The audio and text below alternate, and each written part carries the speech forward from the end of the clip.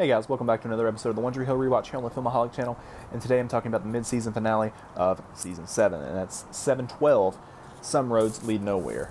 This episode originally aired December 7th, 2009, and was written and directed by Mark Schwann. I believe this is the first mid-season finale that Mark Schwann has directed. I might be wrong. He could have done in Season 6. I have to look back. I don't think he did. I think, because usually Mark only directs the finales. He writes a lot of the other episodes, but he directed and wrote this mid-season finale. And the big thing about this episode, other than just being the mid-season finale, for me is the Dan show in the hallway. So Dan has the show that he didn't want to do.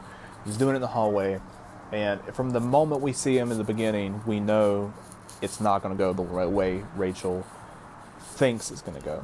And he lets the audience know when he's talking, and it's great because he's talking to the audience, but he's talking to us, and he's talking about making these mistakes and everything, but he's also talking about his character and his character progression, and I think that's really great. Alex is in the hospital most of the episode. Brooke comes to the hospital, or Julian finds Alex at the beginning. He comes after the phone call. He comes to her hotel room, ends up grabbing her out of the tub and takes her to the hospital. And then Brooke meets him there, and she comforts Julian in the episode, which is good. But she has a scene with Alex too, where she tells Alex that she feels like she's being a little selfish. And then Alex and Julian have a scene in the episode too, where he tells her he wants to make the movie, but if you ever do anything like this again, I'm gonna be gone. And then Brooke and Julian also have the scene in the episode where he kind of touches on his mother, who will be introduced in the next season, which I'm not a huge fan of, and how she struggled with these different pains and these different issues, and that he wasn't able to help her. Then that's part of the reason, his need to help other people. Clay and Quinn, they go on this mission to help Nathan in this episode. To get him back to playing the Bobcats, they drive to Charlotte, which is where they're supposed to be driving and everything, but really they obviously filmed that at UNCW. Quinn does this crazy dance, which is pretty funny. Clay talks to these different people, both the GM of the Bobcats, but also another basketball player, because he's working out this whole situation to do trading and whatnot. And he ends up getting it done. And at the end of the episode, he comes in when Nathan and Haley, who are preparing to go on this tour, on this episode, Jamie, I think it's Coca del Toro, gets his mouth washed out with soap. And they have the tomato fights, which is pretty cool and trick, with Grubbs. And then at the end of the episode, they're preparing. Nathan's about to sign his contract and everything to play in Spain. And Clay comes in, and he's like telling him all this different stuff that they switched around, and that, Nathan can play for the Bobcats. He worked it out where Nathan gets the Bobcats. And the agents just give up in defeat and leave. But yeah, so Nathan ends up becoming Clay's client again, but under the condition that he can fall in love with Quinn, and that, that's when they, I guess, officially start dating from that point moving forward, which is cute. And then Brooke fires Millicent in the episode. Millicent, now she's lost pretty much Brooke and Mouth, but they've both been, said that they're going to be there for her still, but it's just not in the same way before, because Millicent's kind of messed that up. But yeah, Millicent comes into Alex's hotel room towards the beginning of the episode too, and finds Alex not there, but she's already slit her wrist, so there's blood all over the tub, and then Mouth comes to comfort her there, which is a pretty good scene, especially with the music playing, Noah in the Well, Blue Skies. It was a really great opening there. Mouth and Skills. Skills, actually, he gets the job. He gets the job in LA. He doesn't break up with Lauren, but this is the end of their relationship. And then we have a bunch of stuff with the love triangle towards the end of the season, which I'll talk about that too. But he doesn't ask her to go with him, and then he does, and then she says no. And this is pretty much the last part that I've never really been a huge fan of Lauren character. It's kind of boring. But her and Skills I liked together. but then the whole the love triangle, which I said I'll talk about, I'm not a fan of. But anyways, he says goodbye to Lauren, and then Mouth and Skills decide to go to LA together. Mouth's not moving there, but you don't really know what the situation is. Just that Skills says, hey, come with me to LA, and he goes with him. And then Millicent's alone. But she does get that apartment. And then Grubbs, he performs at the end of the episode. It's the first time we've seen him perform. We've heard his music in the show before. This is the first time he's performed. He performs Brooklyn, which is the song that plays over the ending of the episode. Great song. And then going back to Dan's show, you know, I love the scene. I love the scene where he crouches down in the hallway and he's like, you know, where he tells the audience first, like, just stop, you know, like, don't, all these decisions you're making, stop before it's too late. And then he crouches down in the hallway and you hear the gunshot echo and he says, you know, I miss you every day, big brother. Just heart-crushing. Which at this point, after he's already said that he's ending the show, this will be his last show and everything, Rachel storms off, doesn't even stay in there and continue watching the show. And he also talks to Rachel directly, too, in his speech before she storms off, you know, talking about the bad things that people have done and directing it towards her. And then he ends the show. He cuts the clock off and ends the show. And then we see Rachel following that at the lawyer, saying, you know, he's going to pay for this and all and whatnot because of what he's done. And the lawyer's like, how? He gave it all away. He has nothing anymore. He gave all the money away to charities. And he's like, he did leave you one thing, though, and it's divorce papers. And that's Rachel's final scene in the show, which, like I've said in previous videos, I think it was a suiting final scene. It worked for me. It's not one of those instances like with Alex when we get to season 9 where I'm like, really? That's how you ended her character? To me, that was a good ending for Rachel. I just don't know what else you would have done with her character moving forward, other than like the hypothetical her coming back to get revenge on Dan, which I don't even know like what you would mean by that. I mean, you're obviously not going to make her a psycho, so what is the revenge aspect? I was kind of always thinking if they did bring her back that she was going to have a kid and it was going to be Dan's.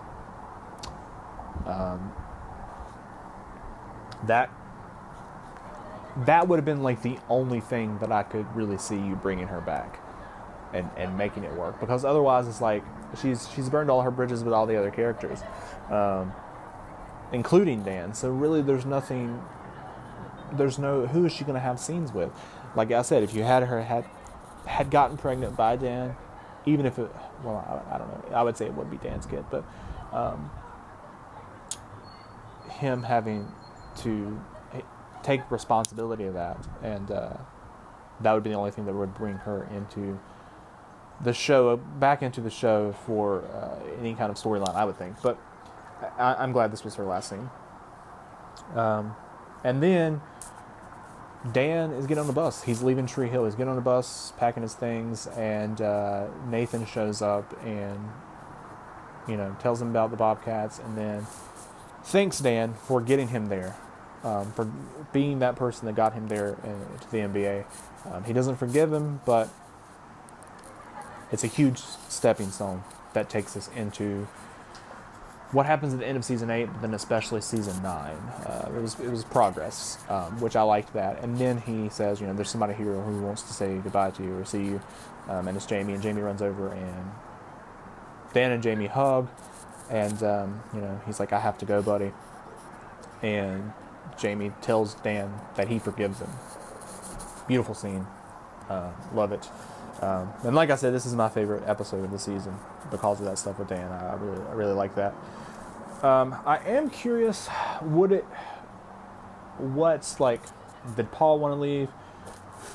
Or if it was just like a decision, hey, we are going to have Dan leave at this point and not bring him back until season 9 as a regular, have him a couple episodes in 8. Was it like just a plan creatively? Or I know that Paul made Atlas Shrugged. It came out in 2011, so I think it was directed 2000. He would have made it in 2010, I think. So I actually think him leaving the show and not coming back in season 7, and even probably the first half of 8, all had to do with Atlas Shrugged. And I don't know. That's what what I would think is his part of not being in those 2 seasons as much was because he was making Atlas Shrugged. Because then he is in those 2 episodes in 8. He didn't make time to come to that, and he also directs episodes after this. So he directs episode 14 of season 7. When we get to that, and then he directs. I'm trying to think in season 8 how many episodes he directs, because he usually directs multiple episodes a season. I know he directs episode 12 of season 8, but I'm trying to think if he directs an episode before, because he comes back in 10, and then he is only in that episode, so he directs 14 after that. But I wonder, I can't remember if he directs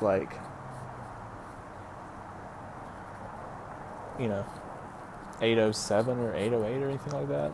I'm curious to look back on that. I know he doesn't do 9. I think Bethany Joy Lenz directs 9. But anyways, this is the last scene for a while, which sucks, given that he's my favorite character.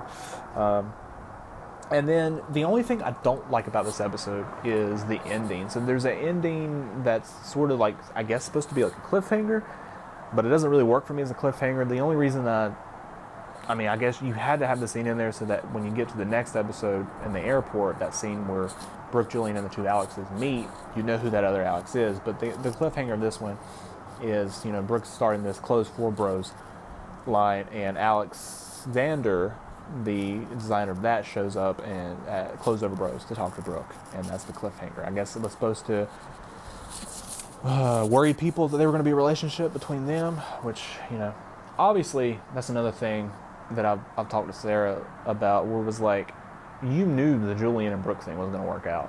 No matter what happened in the season, you knew they were going to end up together, because Austin Nichols wasn't a series regular until season 7. They wouldn't have brought him in as a series regular unless he was going to end up with Brooke at that point in the show, which is not a complaint. I mean, obviously, you have to raise the stakes. You got to have things happen, but just from some, paying attention to things, it still doesn't hurt the story. Still really good to watch the story unfold, but that's something that you just know when you watch it. But that's the mid-season finale. Next episode, I'll be talking about the first 2 episodes in the second half of season 7, 13 and 14, and then we're going on through that. In real time, we just finished season 7, so I'm going to be getting caught up with all these videos for the rest of season 7, and now we're going into season 8, which season 8 is my least favorite season based off my memory, so we're going to see how that goes. And then I'm actually moving to Wilmington.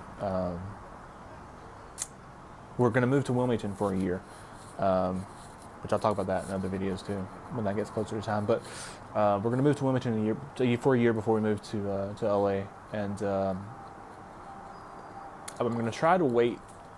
We'll probably get through season 8 during this month, because we got a month now. I think it was yesterday in real time, a month before we're moving, but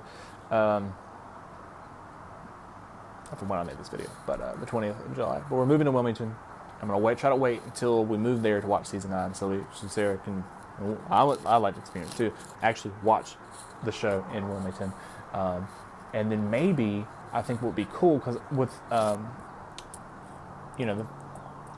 season 8 at 2, I've been doing some episodes like this one. I will do one video for. And then other episodes, I'll put 2 episodes in one video, or maybe even 3, depending on what happens and how I feel about the episode, if I think it needs more attention than other ones. But for season 9, I'm going to do a video for all 13 episodes, so I can really just dive into each episode and talk about the final season. And I think what would be cool, I'm not 100% on this, but what I think would be cool would actually be able to film those 13 episodes, maybe on location, but I mean, of a One Tree Hill filming spot, which, obviously I'm not going to go to a character's house. That would be really weird, and try to film a 15-minute long video. But yeah, maybe I can go to I will definitely probably try to film some of these episodes at the actual River Court in season 9. And maybe I'm trying to think of some other spots that I could actually go to and film, check out, that I wouldn't be like bothered by somebody just like walking around and like talking. Because I'm trying to think of like the Naley spot on the Riverwalk. I might could try to film one of my episodes there, the Naley spot on the Riverwalk. I might could do that. Maybe do several episodes at the River Porch. I don't know if you guys have any. If you watch this and you have any other suggestions of where I should film one, let me know. I think the beach would be too. You couldn't hear. You probably wouldn't be able to hear me from the sound. Maybe I don't know. Like I'm not gonna probably have one before then. I want to get some sort of like GoPro or even like a selfie stick, but because then I can like walk around downtown Wilmington and talk about it. But yeah, I'm definitely going to be doing some more stuff like that too, and on the channel and stuff that we're moving there during that year. Is go to. I know I've done the videos in the past going to most of the One Tree Hill locations. I'll have to look at the ones I already did and see if there was any other ones that I didn't do for the One Tree Hill video. I know I didn't do Karen's Cafe, so we'll do that. We'll go there and I'll film a little bit around it. Not one of these videos, but just in general being around it, and do other like different filming locations and talk about it with you guys of other stuff. I mean, like across the street from Karen's Cafe, there is the and they actually used as Karen's Cafe in the pilot, but you know, beyond that, in season 9, it was Tree Hill Cafe that Tara works at, and then it was also like a cafe that they go to, and we're the Millers and stuff, which is the Port City job in there on corner of Front and Grace Street. It's Front and Grace. But yeah, go around and film like some spots around there that maybe you guys haven't seen before. I'm not sure if there's any like Iron Man spots that really would stand out. A lot of the stuff with Iron Man, they filmed in Wilmington, but then they made it where it looked like Florida or wherever they were actually filming at, or supposed to be based. I mean, but yeah. Excited to do all that, guys. And don't forget to like this video and subscribe to the channel. Leave in the comment what you think about Season 7 in general. At least the first half of this episode. And I will see you guys next time.